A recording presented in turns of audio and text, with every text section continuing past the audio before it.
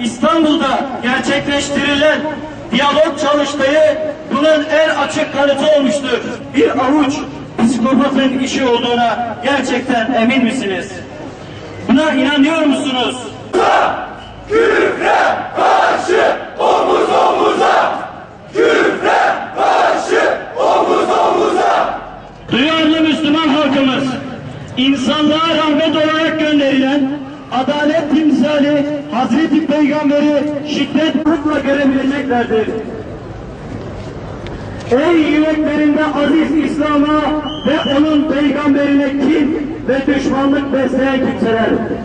Biz de Rabbimizin dediği gibi diyoruz ki, geberin kininizden. Kâb bin Eşreflerin yolunu tutup aziz İslam peygamberine hakaretler ediyorsunuz. Şunu o beyinsiz kafanıza sokun ki bizler de birer Mus'ab bin Umeyr. Ey aziz peygamber!